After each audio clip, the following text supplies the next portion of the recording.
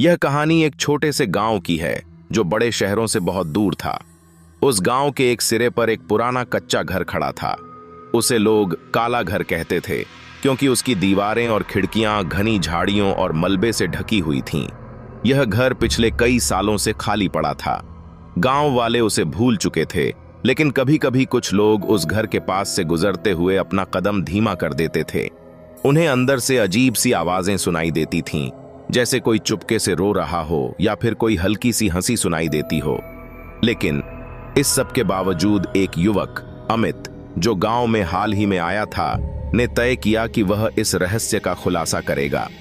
अमित को बचपन से ही डरावनी कहानियां पसंद थीं और जब उसे एक काला घर के बारे में सुनने को मिला तो उसकी उत्सुकता और बढ़ गई। एक दिन उसने गांव के बुजुर्गों से उस घर के बारे में पूछा तो सभी ने उसे मना किया। उन्होंने कहा कि वह घर बुरा है और जो भी वहां गया वह कभी वापस नहीं आया। लेकिन अमित की जिज्ञासा इतनी बढ़ गई कि उसने रात का समय चुना और अकेले ही काला घर की ओर बढ़ने लगा। गांव से बाहर निकलते ही हवा में ठंडक बढ़ गई। आसमान में बादल घेरने लगे थे और एक अजीब सी खामोशी छा गई थी। जैसे जैसे अमित उस घर के पास पहुंचा, उसके कदम धीमे हो गए। वह ठिठका और फिर धीरे से दरवाजे की ओर बढ़ा। जैसे ही उसने दरवाजा खटखटाया, अंदर से एक हल्की सी चीख सुनाई दी। यह आवाज इतनी अजीब और डरावनी थी कि अमित का दिल जोर जोर से धड़कने लगा, लेकिन उसने फिर भी हिम्मत जुटाई और दरवाजा खोल दिया। अंदर का दृश्य देखकर वह दंग रह गया। घर में अंधेरा था और धूल की परत जमी हुई थी। पुराने फर्नीचर और बिखरी हुई चीजें हर जगह पड़ी थीं। किसी ने भी यहां आने की कोशिश नहीं की थी और घर में एक ठंडी नीरस सी हवा चल रही थी। अमित ने एक बार फिर सुनी उस हल्की सी आवाज को। यह किसी के रोने जैसी थी, लेकिन वह आवाज इतनी कमजोर और दबी हुई थी कि अमित को यकीन नहीं हो रहा था कि यह वास्तव में किसी इंसान की थी। वह आवाज को ट्रैक करता हुआ धीरे धीरे घर के भीतर बढ़ने लगा। जैसे जैसे वह अंदर बढ़ता गया, उस घर का माहौल और भी अजीब होता चला गया। अचानक एक कमरा खुला और वहां एक पुराना दर्पण रखा हुआ था, लेकिन उसकी स्याह सतह में कुछ छिपा हुआ सा था। अमित ने दर्पण को गौर से देखा और अचानक उसमें अपने चेहरे के बजाय एक और चेहरा देखा। एक औरत का चेहरा जो बहुत ही बुरी तरह से विकृत और डरावना था।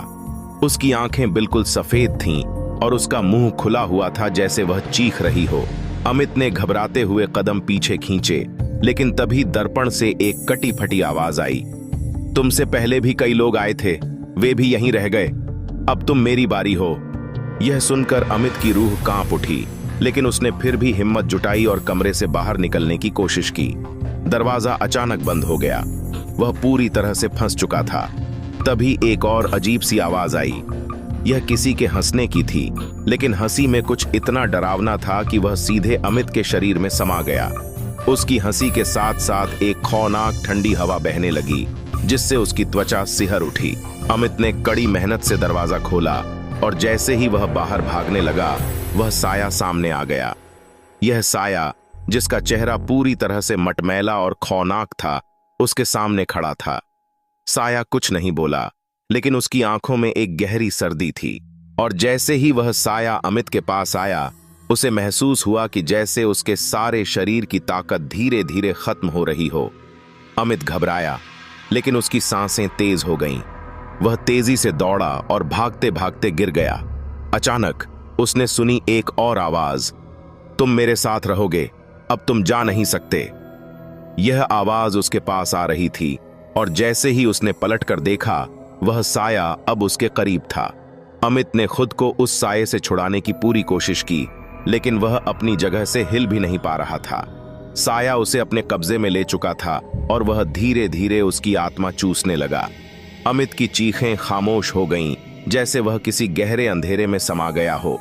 उसकी आंखों में डर और अवसाद था, लेकिन उसकी आवाज अब बाहर नहीं आ पा रही थी।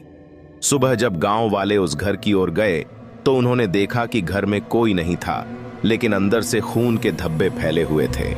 दरवाजा और खिड़कियां बंद थीं, लेकिन हवा में एक अजीब सी भीनी भीनी गंध थी। कुछ समय बाद गांव में यह अफवाह फैल गई कि अमित उस घर में फंस गया था। कुछ लोग कहते हैं कि उसकी आत्मा आज भी उस घर में है। वे कहते हैं कि जो भी उस घर में घुसेगा उसे भी अमित के जैसी तकलीफ झेलनी पड़ेगी। कुछ लोग तो यह तक मानते हैं कि अमित की आत्मा अब घर के अंदर की दीवारों में कैद हो चुकी है। गांव के लोग कहते हैं, काला घर केवल एक घर नहीं है, यह एक शापित जगह है जहां कभी कोई भी सुरक्षित नहीं रह सकता।